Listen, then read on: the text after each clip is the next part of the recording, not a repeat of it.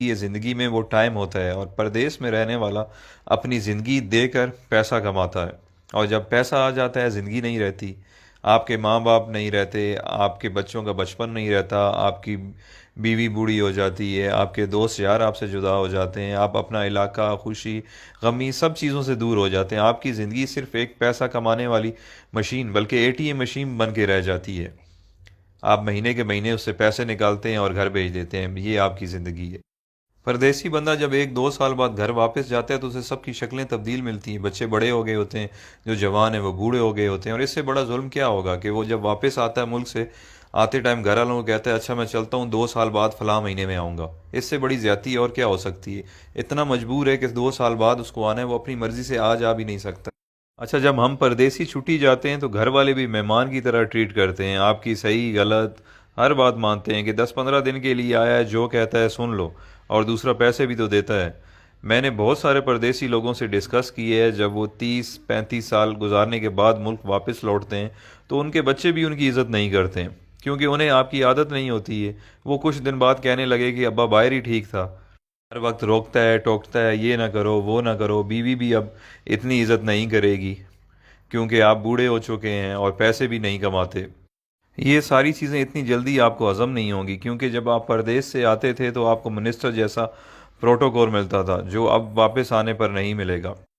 آپ کچھ دن تو ان سب لوگوں سے لڑیں گے کہ میں نے آپ کے لیے زندگی ملک سے باہر گزار دی، میں نے یہ کیا، میں نے وہ کیا، بٹ سب نے یہی کہنا ہے کہ آپ نے کچھ نہیں کیا، بلکہ آپ کی وجہ سے ان کی زندگی خراب ہو گئی ہے۔ فائنلی دل برداشتہ ہو کر آپ نے ایک کونا پکڑ لینا ہے، بیٹھ کے سوچتے رہنا ہے کہ میرے ساتھ ہوا کیا ہے، میں نے کیا کیا ہے۔ اس دوران لوگ آپ کو پاگل نہیں تو کم از کم یہ کہنا ضرور شروع کر دیں گے کہ بڈھا کھسکا ہوا ہے، اس کی باتوں میں زیادہ دھیان نہ دیا کریں۔ آخر کار لوگوں کے بیہیویئر رویوں کو سوچتے سوچتے آپ حقیقت میں پاگل ہو جائیں گے اور اپنے خالق حقیقی سے جا ملیں گے۔ یہ ہے پردیسیوں کی زندگی کی سٹوری، جس میں میں خود بھی شامل ہوں۔ جو پردیس میں رہتے ہیں وہ میری باتوں کو اچھی طرح سمجھ رہے ہوں گے، کیونکہ جس پہ گزرتی ہے وہی جانتا ہے۔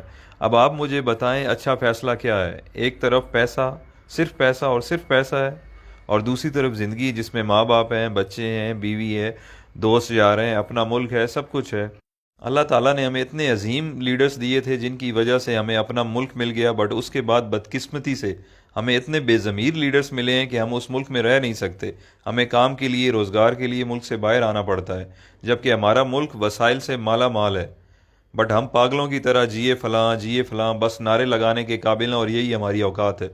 جس دن کرپٹ لیڈرز کو آپ نے جوتے مارنا شروع کر دی، اس دن آپ کو کمانے کے لیے ملک سے باہر نہیں آنا پڑے گا۔ یہ کرپٹ لیڈرز اپنی اولاد کی غیر موجودگی میں علاج تک نہیں کرواتے، اور ایمانداری سے پردیس میں ایک محنت مزدوری کرنے والا غریب انسان اپنے ماں باپ کے جنازے پہ نہیں پہنچ سکتا۔ آپ کبھی تجربے کے طور پر 1 گھنٹہ انٹرنیشنل ایئرپورٹ پر ارائیول اور ڈپارچر میں گزار لیں، آپ لوگوں کو اندازہ ہو جائے گا کہ پردیس میں رہنے والے اور ان کے گھر والے کس تکلیف سے گزر رہے ہیں۔ یہ ساری باتیں کرنے کا مقصد ہرگز یہ نہیں ہے کہ میرے پردیسی بھائی آج ہی نوکری چھوڑ دیں اور اپنے ملک واپس چلے جائیں۔